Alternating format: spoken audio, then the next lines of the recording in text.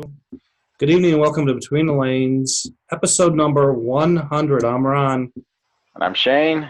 And I'm Walker. And Walker is back. Walker's been missing in action, but there he is. So, again, welcome to Between the Lanes, episode number 100. This is going to be an interesting episode, but Shane's kind of in on it. Walker's kind of clueless, but hey, whatever. If I'm in on it, I don't remember what I'm in on. So Oh, you remember. Once we get going, you'll remember. Got it. Find us on YouTube. Slot Racer's a channel. 100 episodes now up, along with some how-to videos and some special episodes. Find us on Facebook. Between the Lanes is the page. 100, baby.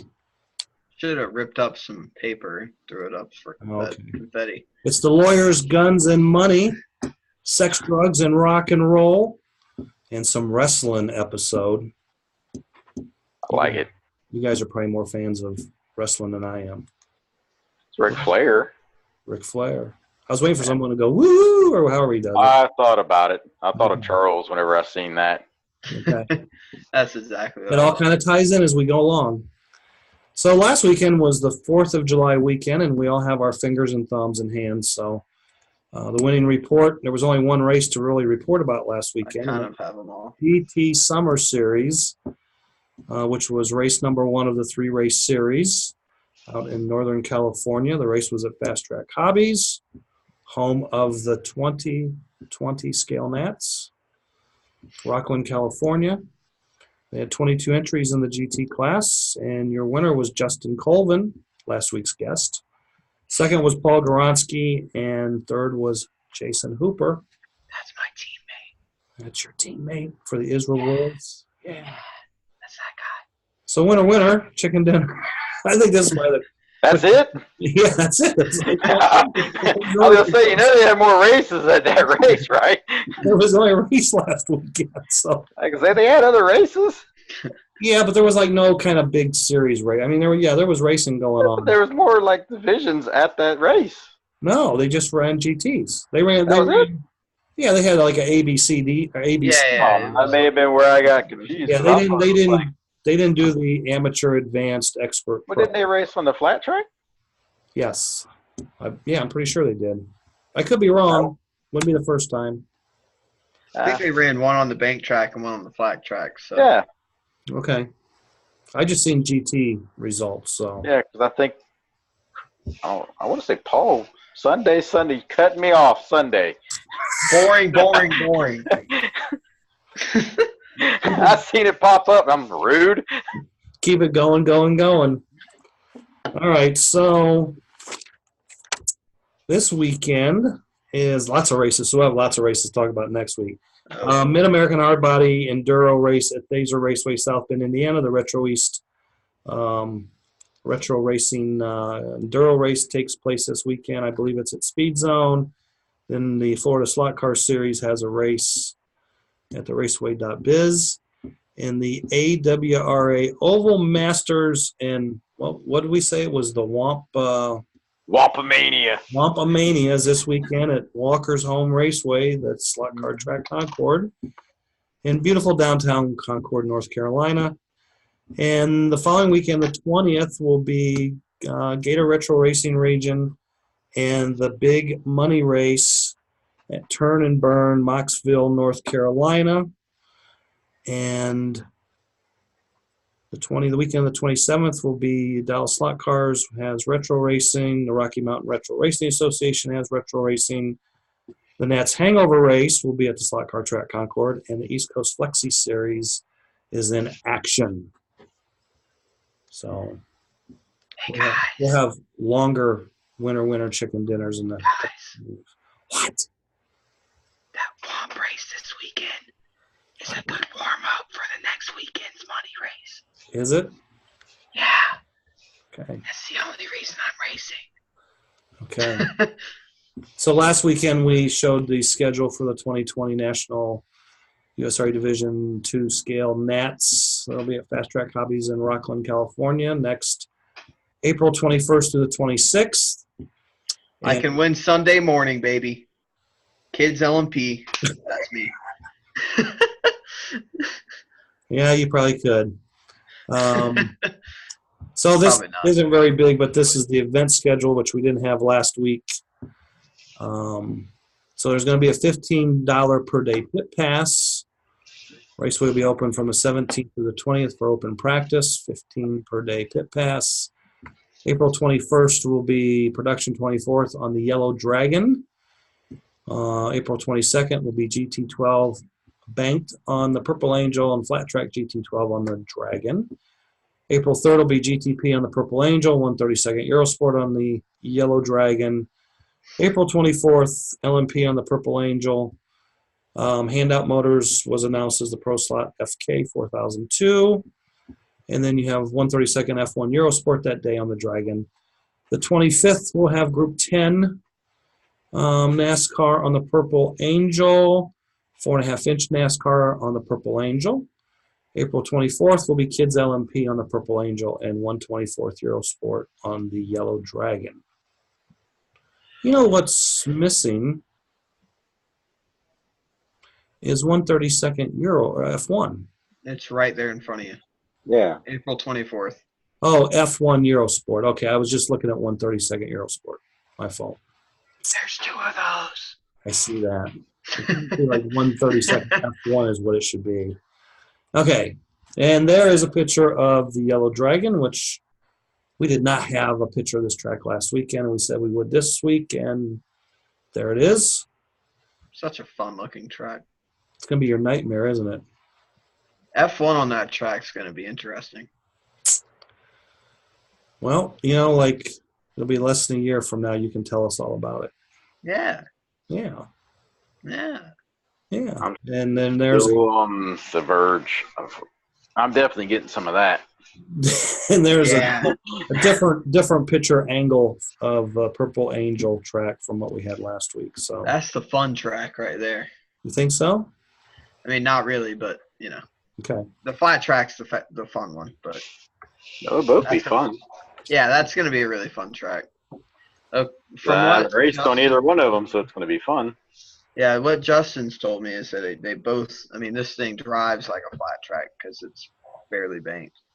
Yeah. So, All right. The only part that I found to be confusing for me is the fact that you go up the bank. yeah, Oh yeah, you go backwards. it's get so weird. Yeah. That banana right there at the panel looks interesting. I hope that's flat. I hope you can punch that. If not, I'm going to be killing some cars. Ooh, the banana where at? Right in front of the panel.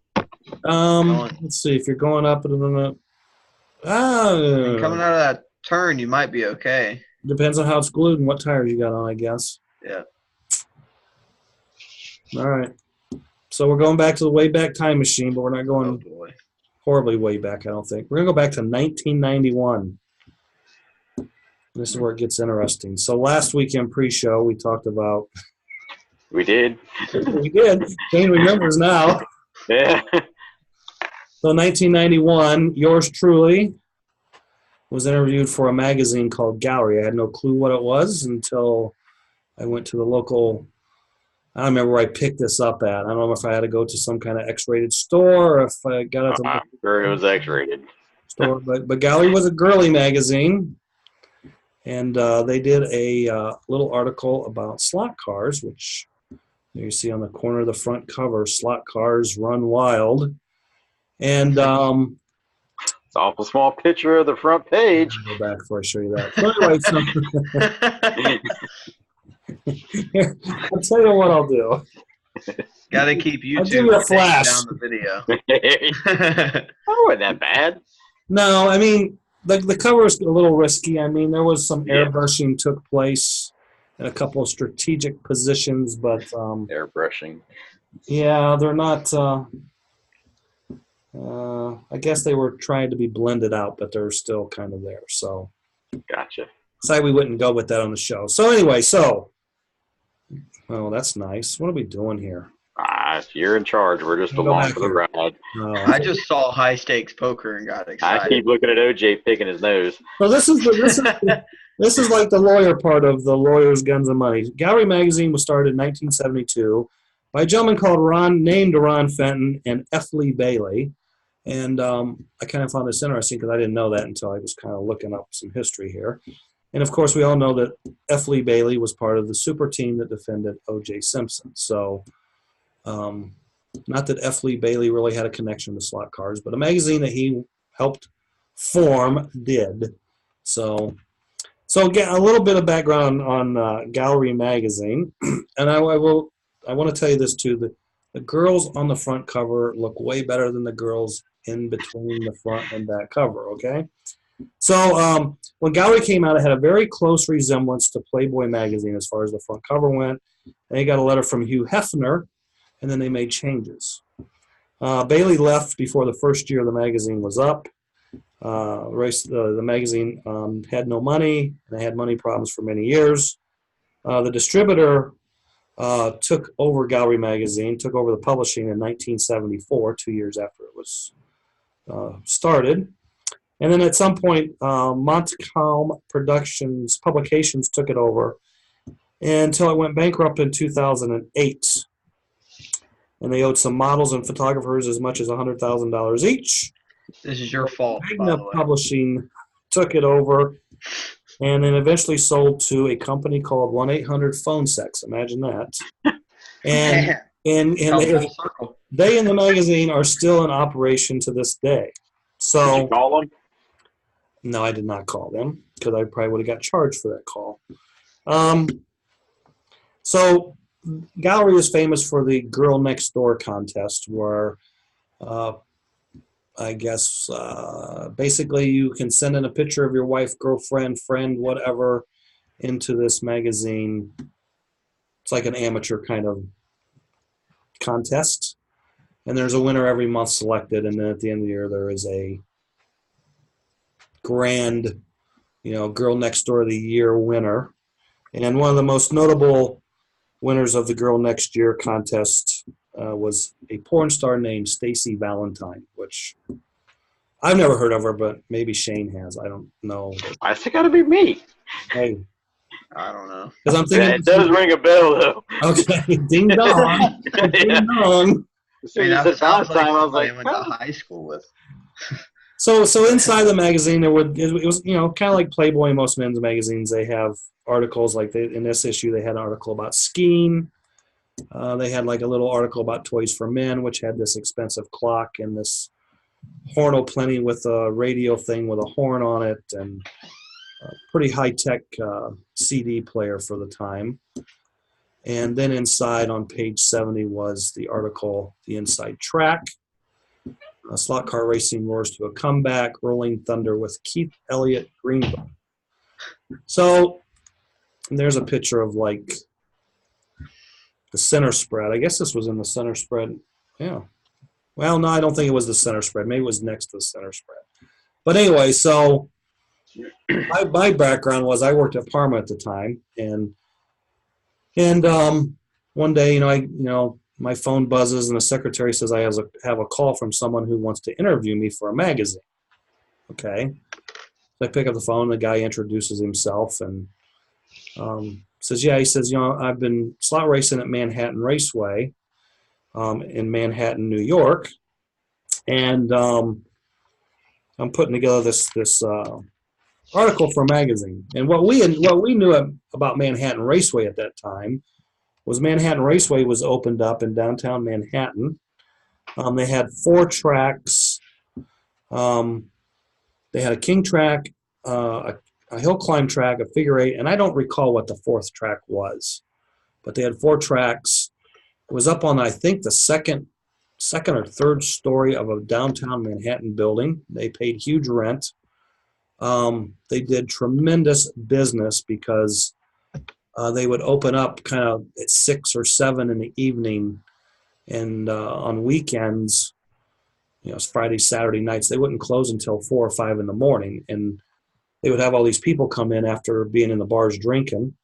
And the bars shut down, and the party kind of continued on into Manhattan Raceway. So they were kind of raking in, cash left and right, and they became very well known in a short period of time.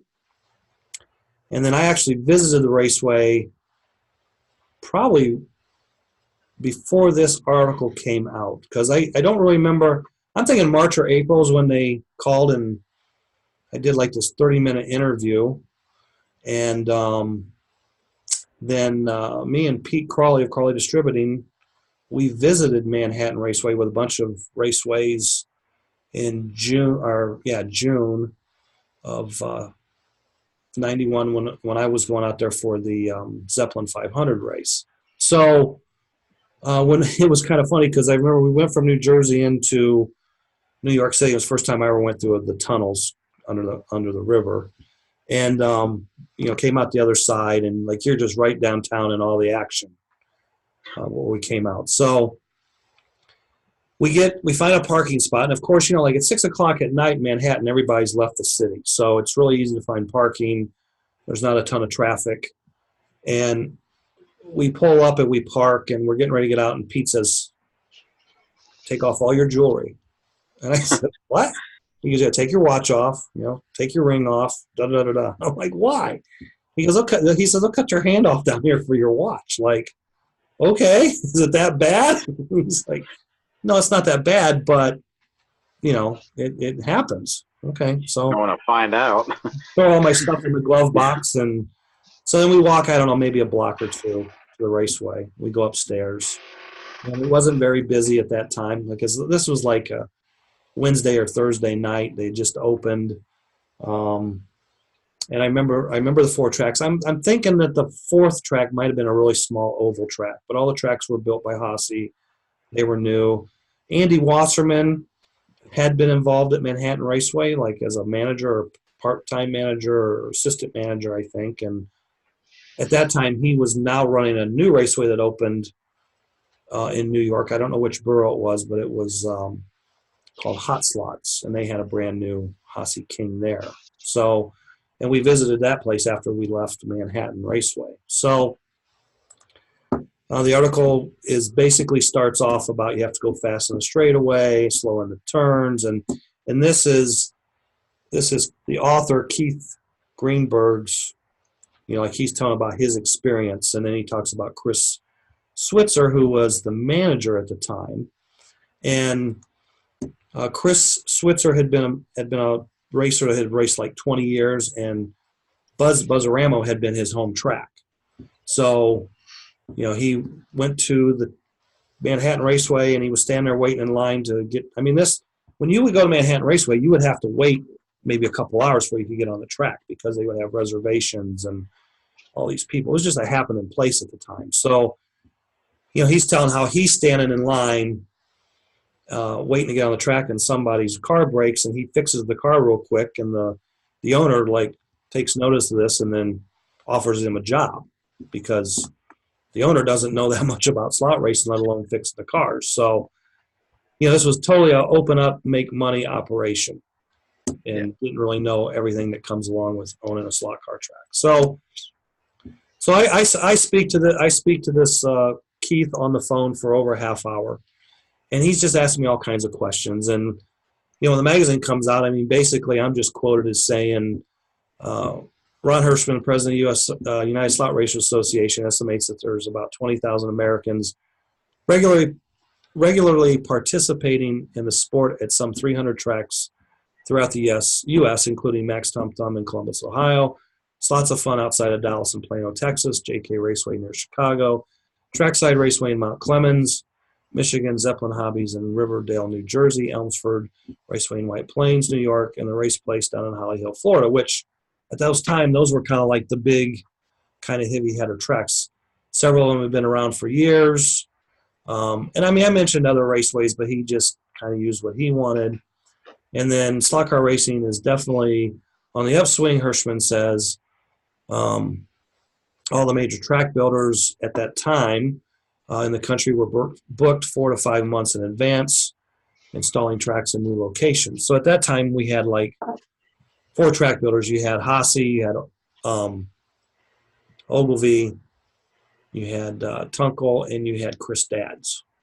Those were the 4 track builders, and at that time they were building and delivering as fast as they could, because this is like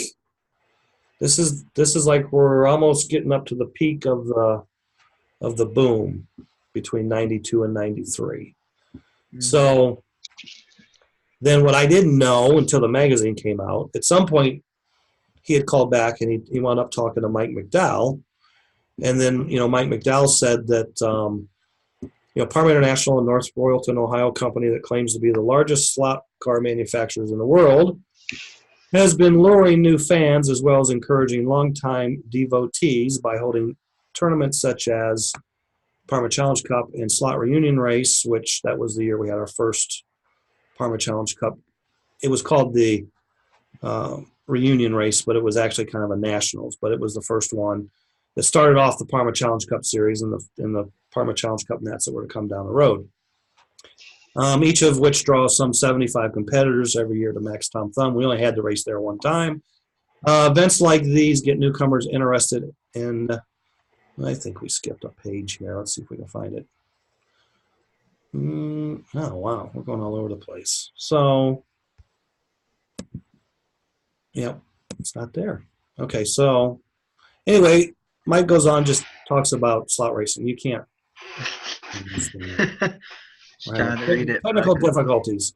So these little yellow bars were at the bottom of that kind of centerfold page with the IndyCar on it. And then it finished up talking a little bit about slot car racing starting in 1956. And he goes on about Ernest Hemingway observed one of these contests in England. And thereafter had his own track installed. Oh, you got to be kidding me. In his home in Florida. And then that was a full page that followed those two pages, and that was the end of the article. Which the last page really didn't talk about much other than Chris Switzer's background and things like that. So that's a big M. Big M. Yeah, I don't even know what that. Well, let me get out the magazine. Not look at any nude pictures. Let's see. I just see an M. Yeah, Manhattan Raceway. I tried.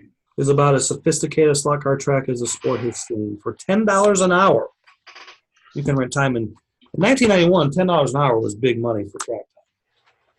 Hey, we're doing. But they were getting it. That's with your own car? That was that's just going in and buying the track time.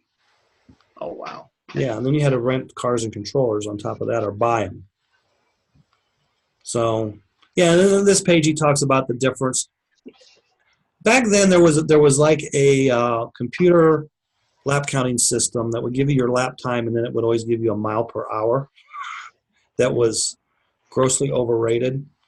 So he talks about how a Womp car and a Flexi car goes 35 miles an hour, and then International 15 car will go like 55 miles an hour, and then 27 car goes 80 miles an hour, and then the Group 7 cars go 100 miles an hour. It's like so. Anyway, I mean, that sounds close to realistic. Huh? That sounds realistic, except for the Womps. Well, I mean, are a bunch of perverts reading the magazine really going to know? Yeah. So I don't know if this article did anything to expand or help slot car racing grow, because I don't even know what the monthly publication of the magazine was back then, let alone how many people actually read the articles in there. But yeah, so it's kind of one of those famous, infamous moments of your past where and like I said, I did not know what Gallery Magazine was until I went and got it. Right. Found I it. got to tell this joke because it just popped in my head, and it's a glorious time. No pun intended, popped in your head. Okay, yeah. Don't be mad at me, but Terry races, right? Terry. Got Terry Watson. Yeah. Okay. I think he raced before this movie came out. Bear right there, Terry. It's okay.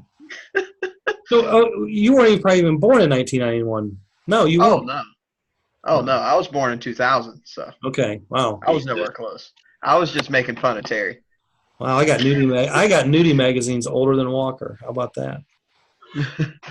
I was 9, I think. Okay. So anyway, I decided to do a little research on Keith Elliott Greenberg just to see again, this guy calls me, hey, I'm Keith Greenberg. I'm writing this article for this magazine, blah, blah, blah. Okay. Answer his questions. So, as it turns out, Keith Elliott Greenberg, not Greensburg, he is a New York Times bestselling author. And he's also a TV producer. He's wrote many books. And let me go to the next one here. So in 2010, he wrote a book, December 8th, 1980, the day John Lennon died, which was a best-selling book. He wrote the autobiography of Ric Flair. Okay. He did magazine articles over the years in WWE, Playboy, and Maxim magazines, which I know Shane will know about Maxim, and Walker. Playboy, Maxim, and all that. Yeah. Okay. Walker may know a little bit about Maxim. I don't know. Because it's kind of geared to be Maxim doesn't really have the nudity like Playboy and some of these other magazines, right? No. Okay. No. Okay. So Walker's probably looked at a few Maxims. I don't know. No. His latest book is Where You Going with That Gun in Your Hand. It just came out in 2019, or maybe it's coming out in 2019. And this is kind of the rock and roll part of it. This book is about 21 deaths related to the music industry. And what I kind of found interesting, I mean, you guys know the Rolling Stones, right?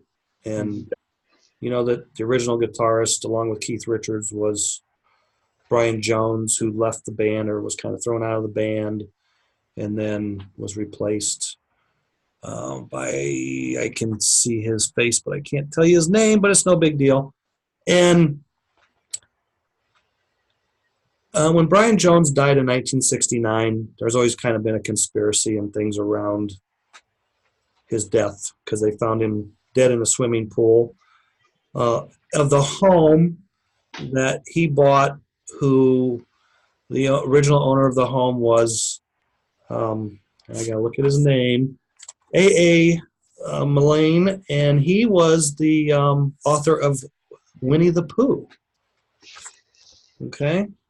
So Interesting. he interviewed Brian Jones's girlfriend. Her name was Anna Wolin. She was a former model, and she was the girlfriend of Brian Jones when he passed away. And he was the last person to interview her. She died shortly after their interview. So, again, there's some more rock and roll connection.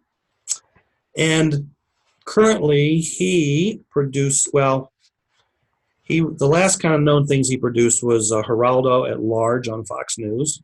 And he currently is at NBC doing some of those 1 hour long crime programs, probably like the Dateline stuff and some of that stuff. He produces that. And at one time he produced America's Most Wanted television show. So, not to change subjects, but we'll change subjects. I didn't hear him yell "Womp Womp's Rock" whenever this happened. Well, see, that kind of goes hand in hand too. Womp Womp, Womp's Rock, woohoo, or woo, or whatever. So see, it all ties together. Yeah, usually those two go together. It all ties together. So we know who Charles, Mr. Womp Womp Eldridge posted this picture. I guess this damage took place at the slot car track Concord last weekend. He hit the bank twice. So that's going to lead into our next discussions on tonight's show. So anyway, we might as well just head there now. I mean, that's it, folks. So, of course, he posts that picture, and you know the guy tongue's bent down at 45 degrees almost angle, and I'm looking at it. I'm like, what motor's he got in the car? Because it looked like a Legends car. I mean, it didn't seem to have any bracing in or anything like that. So I sent a message. I said, what motor is in that car? Because I don't know if it's a JK, what is it, MB motor. Well, that was a sportsman car, so. Okay. Well, I didn't know no body, you know, so Yeah. I thought maybe it was a mini brute or something. And I said, what motor was that in there? And he goes, oh, the Hawk 7. I'm like, holy cow.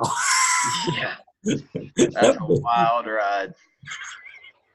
So, I built my yeah, sports he team wasn't this year, running. He and wasn't running. every Like, lap I wanted to just like I cringed every time I went through the bank every lap. with It'd your be car. going down through there and just jumping all around doing crazy stuff, and then it just sits down right before the bank. Oh, going down the straightaway, it's bouncing around. Yeah, oh yeah. Elevation change, that track's twisting, it's doing all kinds of stuff, and then it just touches the bank and it just settles down. Okay, so with your race this weekend, you're getting womp-ized and ready, and Yeah. the big money race the weekend after, and so okay, so like that car there, for example, on your track without launching, what kind of lap times does it turn? We're going low fives. I mean 5.1, 5.2. I think the fastest anybody went Saturday was a 5.1. With a Hawk 7. Yep. So then how much slower do they go when they're a Legends car with the much slower motors in them? So I put my Legends car down just to like see how the chassis handled. Right. And driving it as hard as I could, I was going 5.6s. Okay, well that's not a huge difference. I would have thought those other motors would have been way slower. They're slower, but they're not super slow. Okay. Plus, I was also geared for the flat track, so if I had a different opinion on it, it would have been faster. Your Legends car. Yeah, because Legends race is racing on the MTT. That's going to be a fun one. Okay, so what opinion was you running on your Hawk 7 on the big track? I'm running a 9. Okay, because he said it was either a 9 or a 10 tooth.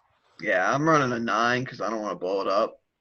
But some people I saw running 10s, and I thought they were insane. So then what do you run? Then when you run 1 2 smaller, like on the flat track? Yeah. Okay, so you got an 8 on?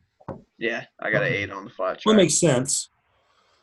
So, the thing is with retro Hawks, they don't really usually have tons of brakes, especially when you put the big pinions on to make them go fast. You have to let off at the exit of the bank with a womp. Really? For the dead man. That was going to be my next question. Like in red, it's awful. It accelerates going down the hill. You just have to close your eyes and hope it stops. Now, do you have a ton of weight in your car? I actually don't. I only have 7 grams of weight in it. Okay. So, I mean, it's not a lot of weight. It's not heavy at all. Okay. And then, okay, so then my next question was going to be, do you have bracing in your car then too? You can't have bracing in Legends or Sportsman. Okay. You can't. Okay. Okay. The only class you can have bracing in is the what do they call it? Outlaw Stock Legend. car class. The stock car class on the oval that we're racing. Okay. And then in what that chassis? class you can do a lot. And what chassis are you running? On which track? I just built random stuff, whatever ER I had. So I built 1 Riggin, 1 H&R, and 1 Parma steel. Okay. And I just kind of built them in order because it doesn't matter this weekend. They're all built for next weekend. Right. So, I mean, they're all going to be set up for that. So I'm just building them periodically so I don't have to build them all at once. Okay. And then there's a couple more I'd like to have that we can't get from distributors. So hopefully I can find some. What are you looking for? I'd really like to have one of the old Parma brass chassis with that stupid little hole in it. Yeah. Those are like hard to find, but somehow legal. And I'd like to find a thumper, even though I know it'd be worse. It'd be great for the oval. So I don't bend stuff as easy. And I don't have to cut the chassis up as much and solder as much on the chassis and stuff. So you're going to run stock cars on the oval next weekend, Legend on the flat track, Sportsman on the King Cobra. Or this weekend, I mean. Excuse me. Mm-hmm. Is that that's all you're running, those 3 classes? Yeah. Okay. It's going to be an all-day affair. And then what motors are they running the stock cars? Stock cars are the same as Legends cars, so mini brutes. And all that Okay. kind of stuff. So let me ask you this: have you run all the allowed motors? Tried them all? And I know that every motor in it except for one is slower than the Mini Brute, and the Kelly Bullet motor you can't buy anymore, so kind of. so okay. So what are you saying? The Mini Brute's the faster of all the motors? Yeah, Okay. I mean the Mini Brute's the most common. It's the one everybody uses. Okay, and then is the Kelly motor is faster than that, but you can't find them? I believe so. But Okay. that's from word. You know what Okay. I mean? Yeah, again, I don't know anything about Womps. I don't go that slow. right. You know? Well, and that's kind of the thing. I mean, there's been some posts made after the AWR races about, show the cars with the bodies off so people can see what they're doing, I guess, motor-wise, chassis-wise. Yeah. I mean, So, the big thing about a Womp is handling it's just the first time you bend it, and not tearing it up. it's over. I mean, your life is done. It's bent. You'll never flatten it while you're at the racetrack. I mean, you bend it once, you're guaranteed to bend it more because you didn't check it because it's a Womp, so you don't care. So then you're just going to fly into the dead man again and wham! And oh, okay, it's a pretzel now. So then you got to figure out how to fix it. So then you're just trying to get all four tires to touch, and then it just doesn't handle good. So, yeah. Okay. Tech tips with Walker. Womp Womps. Well, Shane, you've raced them once, right? I raced them on an oval. Okay. And Walker's Full flat. Walker's the most experienced modern Womp racer we have here today. Oh, come on. You raced him back in the day. You should Yeah, know. but you know what? We never had problems with them bending up. I mean, but again, they were made from better materials. Yeah, exactly. I mean, So they come bent now. well, okay, so like my Womp experience back when I raced, for the longest time we could only so when I started racing, we only allowed, or the raceway only allowed steel Womps because that's the way the ready to run cars came, with steel chassis. Yeah. And then at some point, the thumper was always there, but the raceway didn't stock champion ready to run, so you weren't allowed to run anything but we call our Womp class the stock class, and you pretty much had to run the car out of the box. And it came with foam fronts back then, and the Johnson 16D motors, and we really never paid attention to bodies, which body handled the best. I'm sure there was one body that handled way better than the rest, but you had, ASA Camaros and Lancia Stratuses against VW Bugs, and the only thing weren't allowed were like the pro-looking style, wing carb bodies. They weren't allowed, but and we just never really bent the car. We never bent the cars up. And Must have not hit the wall hard enough. No, we would hit the wall hard enough, but we just never really you just never bent seemed like you never bent the cars up. So then another track opened and they allowed the Champion Thumpers. And that was my favorite chassis because those things were so tough. Like, yeah, they don't bend. It was hard to get them. It was hard just to make them, to tweak them. It was like it was hard to get them flat, it was really tough. And then at some point a year or two later, Parma has this brass Womp chassis. And can't we run these? And they were a little heavier than the steel cars, but they were softer. Yeah. But I don't really I can remember I had 3 or 4 different Womp cars. I had brass Parma, a steel Parma, and a thumper. And whatever car worked the best, you ran it at that track that day. There was no, but my champion car was overall probably the best car of the 3 most of the time. That's just because you could knock the walls down. No, I mean they handle good. They handled good, and the only thing every problem I had with a thumper car was with the hole under the motor when I sucked up a body pin. Yeah. And burnt my motor up. So after that, I just put a piece of tape over it. But I mean, yeah, we raced Womps like 5 nights a week. Jeez. I can't race them 5 times a year. But so you got to remember that was before the flexi cars. So that was the cheap Oh, entry level ready to run car. that's saddening right there. You know, I feel bad for anybody who raced in that time frame. that's the way it was. And you only had like 2 tires. You had, orange SBR. You had black SBR. Okay? You didn't have, and you only had like 1 rim size. You didn't have Yeah. multiple rim sizes and tire compounds. And How old were you at this time? 18, 19, 20. Oh, okay. If you were a little younger, I'd say you just picked the orange ones because they look cooler.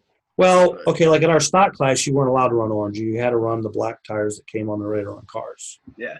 But you would go to other racetracks, and then some of them would allow you to run any tire. So, I think the biggest thing that was a change during my Womp, 2 changes, kind of, and I don't think one made a major change, and the other one wasn't such a major deal, but the first major change was when Johnson quit selling the 222 motor to Parma because they didn't buy enough at a time or something, and Parma then had to go out and find a motor. So they found a motor factory, and man, the first year of that new motor was there was probably 5 different changes throughout a 6 or 8 month period. The motors had they came out, they had round motor brushes the first time, and the bushings would fall out of the motors, and it was kind of weird because like in the can, the bushing was in a piece of plastic that went down in the can, and then the magnets would hold that down in against the can, and then the end bell would come on and hold that all together. So the bushings would fall out of the cans. Well, then they went to putting the bushings in the can, and then the bushings wouldn't stay in the can.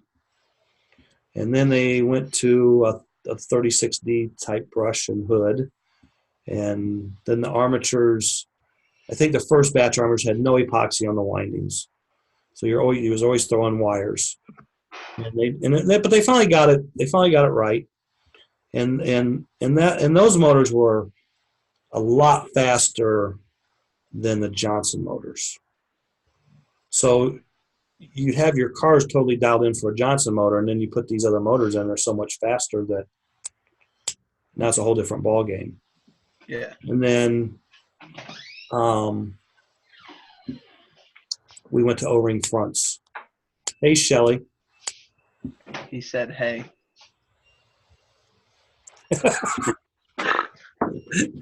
Yeah, I guess you probably couldn't hear me because you got the earbuds in. Yeah. So anyway, we went from foam fronts to O-ring fronts. And I don't remember that really making a big difference. It's just the O-ring fronts didn't wear out versus the foam fronts. Getting yelled at. Is he? I can kind of hear a little bit there. I'm ready to go home. Yeah. That's what she said. Well, this is working to your plan. You wanted to keep this going as late as you could before you'd have to go out there and do some work. Yeah, but the problem is the lights are off. Oh. So they're ready to leave. We're almost done. We're almost done anyway. We got some giveaways too. So. Oh boy. So yeah, that was the big thing. And then back then, all we had for pinions was the brass pinions, or the solder-on steel champions, and then Cox crown gears. Hey. But we never had gear problems. Hey, Cox crown gears, if you find one that's not warped, they're amazing. I know. And they are very fast in a straight line. Yes. They are way faster in a straight line than yes. any crown gear. Tell every single one of our hard body people that, please. Because those stupid hard bodies come with a Cox 31 and they always want to change it. And then they go slower. Yep. Hey. As long as it's not warped, leave it in there. That's just my 2 cents. All of you hard body racers that race. So Shane, all your hard body racing. Huh? So Shane's not racing this weekend. No. Walker's not doing this Walker's weekend. racing this weekend to get ready for the big money race. Call it racing? Or maybe you'll be crashing, tearing up wrecking tearing this up weekend. womps. You'll be womping. Yeah. You go live. That'll give me something to do. Oh, they'll be live. Oh, we'll be live, all They'll right. be live. Be a whole bunch of yelling. Woo, Womp Womp Shark! Shut up, Charles.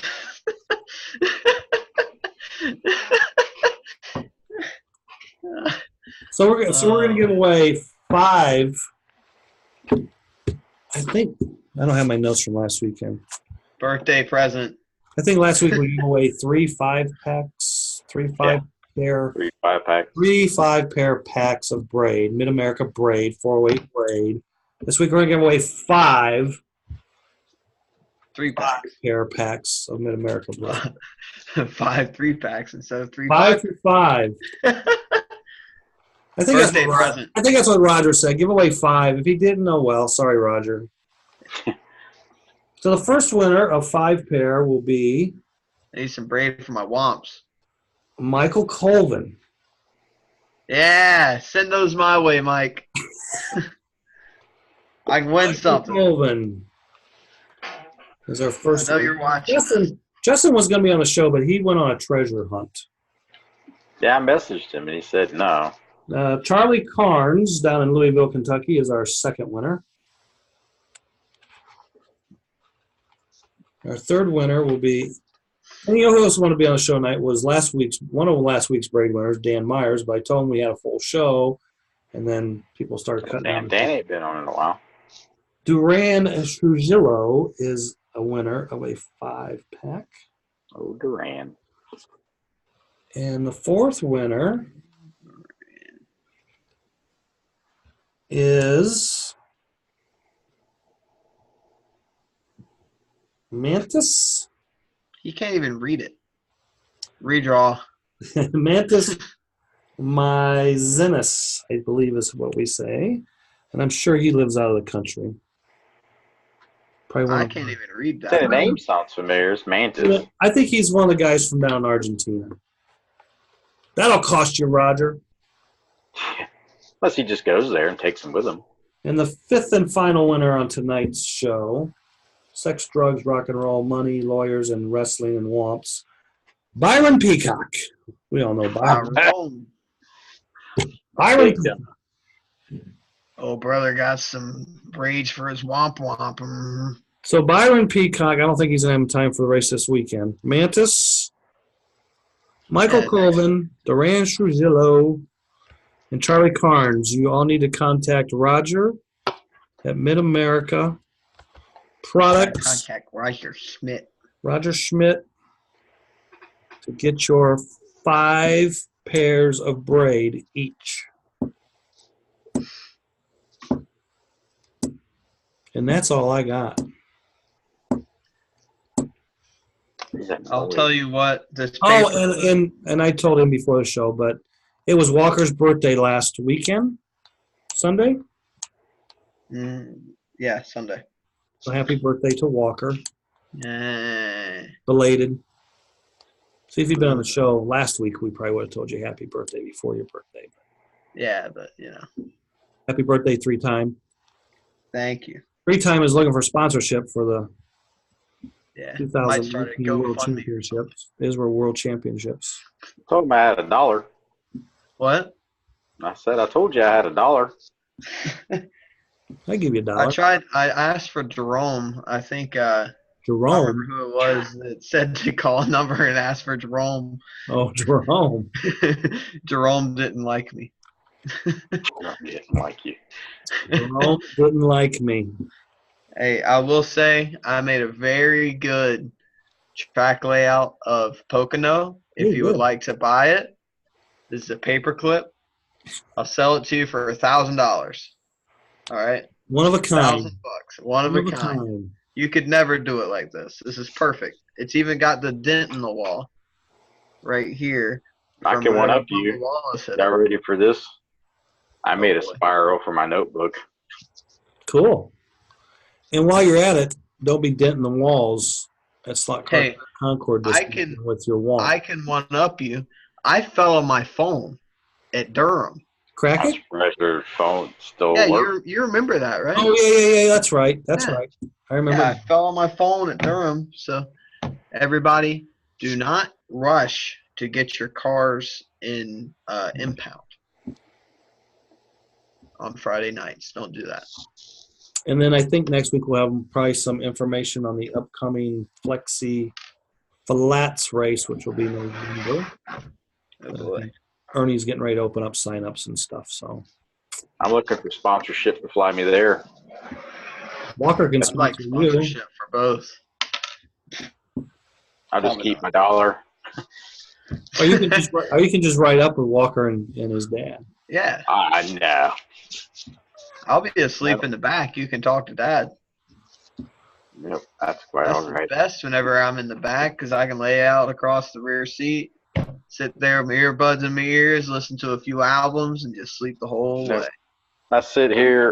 It's funny because coming back like from Flexi Palooza from just in Ohio, I remember there's like 3 or 4 times I looked at Bobby. I was like, I should have flown.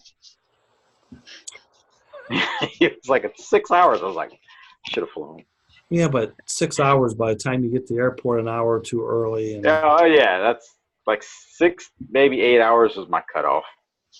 I think 14 to Detroit was a little too far for the Palooza last year. 2 hours. That was a little long. I mean, it was. I can't figure out how long it really was because Dad took about 10 naps in the process. So it's kind of hard to figure out It how long we're worked out driving. perfect for me because I think we no sooner got to the hotel, I walked over to the Hooters and got a beer and something to eat, and then you were walking in. I was like, "There's my Uber right there." Sweet. all right. Well, I believe we will call this late episode to an end. Yeah. By the time it gets posted, the miners will be in bed. Yeah, that again. Walker's got to go. He's in trouble now. Yeah. What'd you say? Time to go. Yeah. Magic word. We're not closing till 10. No, we're closing now. We close at 10. We're closing now. We gotta close at 10. Either walk home or you gotta go. Leave a bike. I'll bike home. Walker, we're gonna call this. You need to go. Yeah. Alrighty. Magic word. Cheers, everybody. Here's some Sprite. Well, I think the magic word has to be gallery. Works Be for what? me. Gallery. Oh, sure. Sure. Yeah. Okay. Could be Hershey.